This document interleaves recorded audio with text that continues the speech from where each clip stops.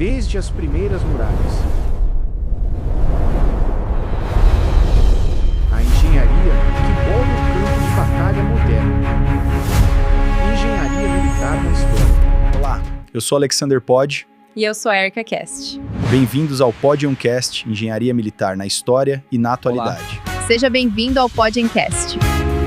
No episódio de hoje, vamos falar sobre a fabricação do obuseiro nacional. Conflitos recentes, e aqui a gente pensa muito no da Ucrânia, né? Estão deixando uma lição bem antiga, mas que parece que a gente precisava reaprender. Com certeza. A de que a artilharia ainda é a rainha do campo de batalha. Exato, e os números que as nossas fontes trazem, como os do canal Top Militar LHB, são impressionantes. Para não dizer assustadores. Sim, a Rússia chega a disparar 10 mil projéteis por dia. 10 mil. Enquanto a Ucrânia, por falta de munição, consegue só uns 2 mil. É a imagem perfeita da vulnerabilidade de depender de suprimento externo, né? Totalmente. E isso joga a gente direto num paradoxo brasileiro muito curioso. O Brasil é um grande produtor de munições de artilharia. Sim, temos 4 empresas fortes no setor. Impel, Ingepron, CSD, MacD. Pois é, a gente fabrica as balas, mas não fabrica as armas para disparar. Os obuseiros. Bom, mas essa história está prestes a mudar.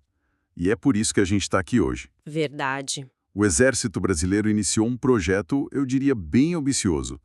A ideia é fabricar nacionalmente o obuseiro auto-rebocado de 105 milímetros. E o nosso objetivo aqui é justamente mergulhar nisso. Entender as razões estratégicas, os desafios tecnológicos e o que o país pode ganhar com essa empreitada. Para isso, a gente foi fundo. Lemos artigos de sites como Tecnodefesa e DefesaNet, vimos análises em vídeo. E até uns documentos técnicos bem densos sobre metalurgia e processos industriais que, olha, deram um trabalho para entender. Mas a ideia é essa, ir a fundo no que está em jogo. Vamos lá, então. Então, vamos começar pela decisão em si. O ponto de partida, segundo a Tecnodefesa, foi uma portaria do Exército lá de junho de 2025. Isso. O objetivo inicial parecia simples, né? Produzir 100 unidades para substituir equipamentos antigos. E bota antigos nisso. Alguns são da época da Segunda Guerra, verdadeiras peças de museu. Mas não é só isso. De jeito nenhum. E aqui está o pulo do gato. Não é só trocar o velho pelo novo. Certo. Se você lê os documentos do projeto, você percebe uma mudança de chave. As palavras mudam de compra para soberania e autonomia tecnológica. É uma mudança de mentalidade, então? Total. O Brasil está dizendo, olha, não quero mais ser só cliente, quero ser dono do conhecimento. É uma lição que veio direto de conflitos como o da Ucrânia. Onde a dependência de fora pode desligar sua capacidade de defesa. Da noite para o dia. Exatamente. Entendi. É aquela velha história. A diferença entre comprar um peixe e aprender a pescar. Perfeito. Mas essa não era a única opção na mesa, né? As fontes, como a Defesa Aérea e Naval, dizem que o Exército estava com conversas bem avançadas com a BAE Systems. A gigante britânica. Para produzir sob licença o modelo deles, o L-119 Light Gun. E não eram só eles. Tinha empresa da França, da Turquia, da China, todo mundo de olho. Essa mudança de rota parece arriscada. É arriscada. Por que trocar um caminho que já está pronto, que é a licença, por uma trilha no meio do mato, que é desenvolver do zero? Essa é a pergunta de $1 milhão. E a resposta mostra uma aposta estratégica enorme. Que seria? O canal Top Militar LHB apontou bem isso. Em vez de pegar o atalho da licença, que seria sem dúvida mais rápido e seguro, com certeza, o Exército fez outra coisa. Chamou a Base Industrial de Defesa Brasileira para um workshop e botou a pergunta na mesa, na lata. Qual pergunta? A gente tem capacidade de projetar e produzir um obuseiro genuinamente nacional? É uma encruzilhada. Velocidade contra soberania. Exatamente. Comprar a licença te dá o produto rápido, mas te mantém amarrado. Você depende do dono da patente para tudo. Desenvolver do zero é mais lento, mais caro, mais arriscado. Mas o prêmio é o domínio completo da tecnologia. Você vira o dono da vara de pescar. Bingo. Certo. Mas a lista de desafios técnicos para fazer isso acontecer deve ser assustadora. Um obuseiro moderno não é só um cano glorificado. Nem de longe. A complexidade é absurda. Então vamos tentar desembrulhar isso.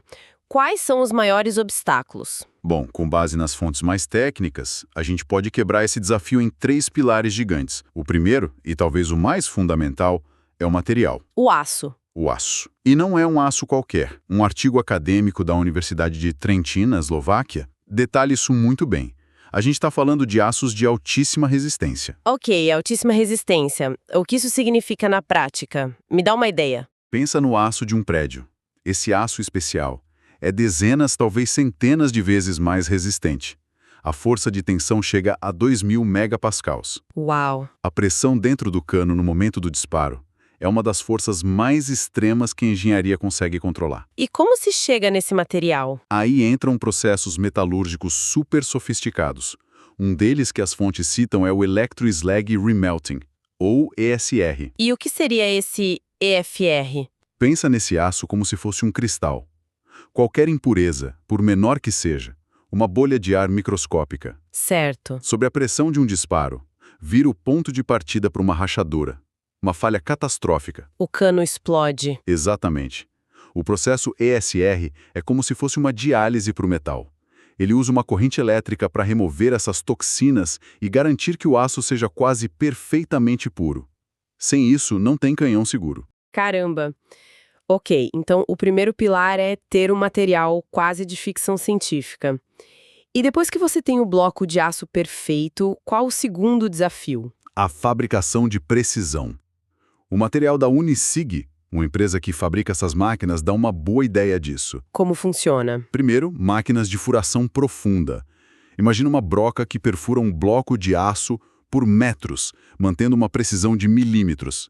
Difícil de imaginar. Depois, máquinas retificadoras deixam o interior desse buraco liso como um espelho.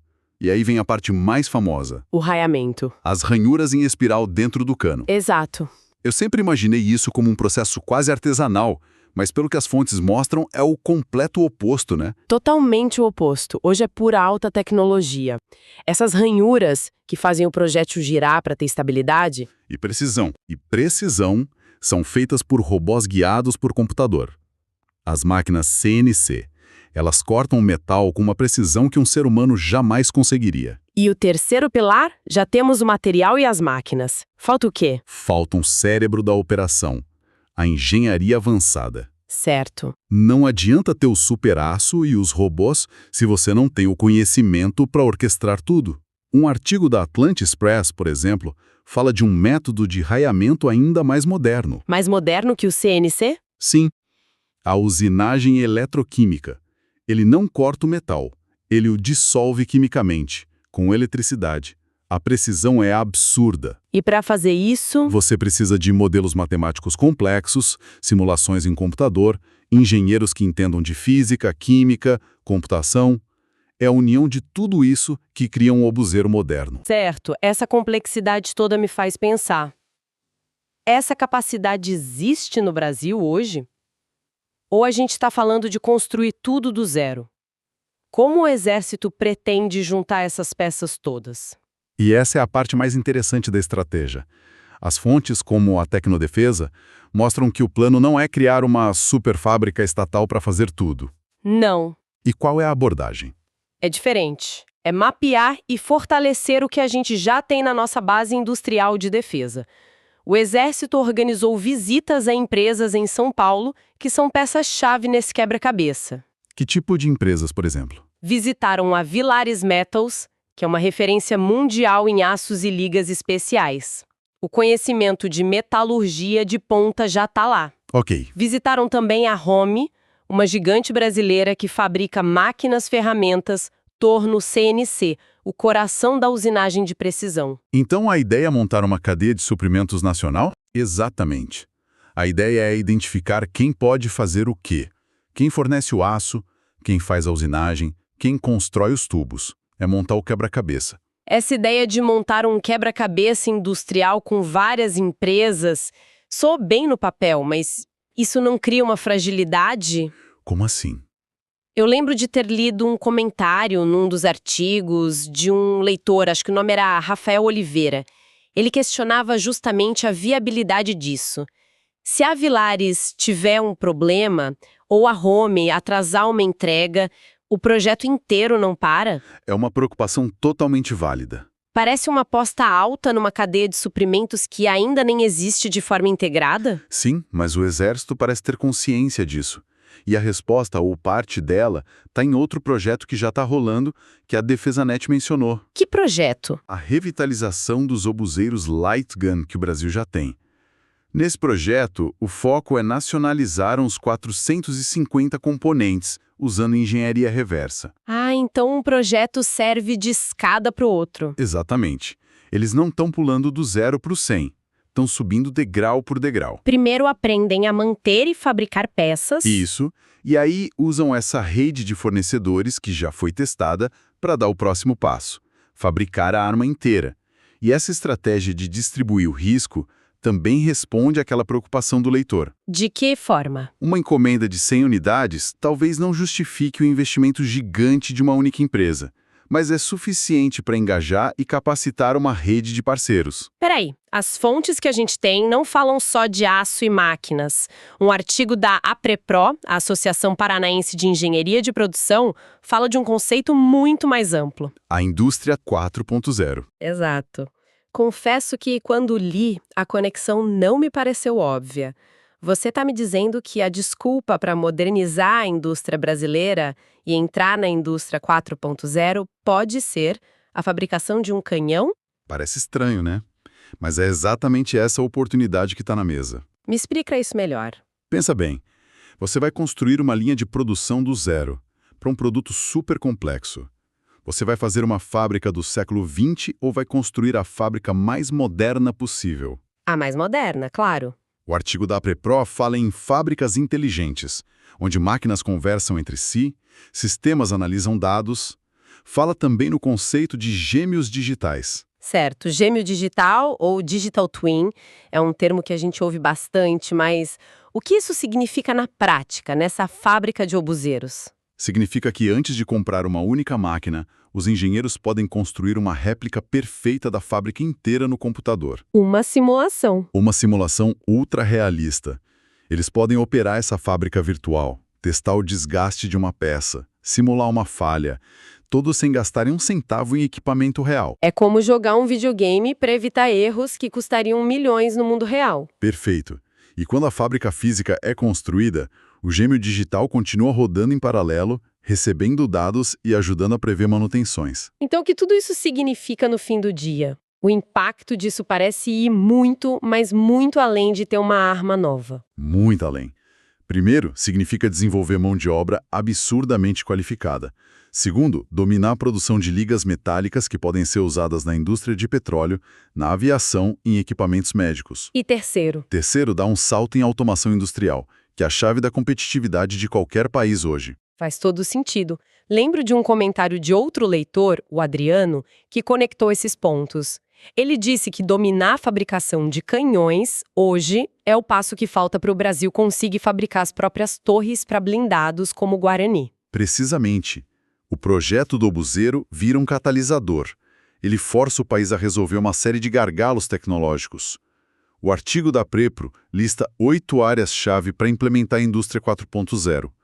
Padronização, segurança de dados, treinamento. Ao enfrentar esses desafios para produzir um obuseiro, o Brasil estaria, na prática, criando um modelo de modernização. Um modelo que pode ser copiado para outras áreas da indústria.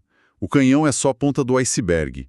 O verdadeiro prêmio é a capacitação do país como um todo. Ok, então para a gente amarrar as pontas. A decisão de fabricar obuseiros aqui não é um capricho, é uma resposta estratégica a uma necessidade urgente de autonomia. Uma lição que a Ucrânia, infelizmente, está aprendendo da forma mais dura. Exato, o desafio técnico é gigantesco. Vai da metalurgia à engenharia de software. Mas a estratégia de construir um ecossistema industrial E usar isso para saltar direto para a indústria 4.0 é o que torna o projeto tão promissor. Ele se torna um motor para desenvolver a nossa base industrial de defesa, com potencial de gerar inovação, empregos de alta qualificação. E no fim das contas, fortalecer a soberania do país. Certo. E isso nos traz uma reflexão final que talvez seja a mais importante de todas. Manda. As nossas fontes nos mostraram o como técnico.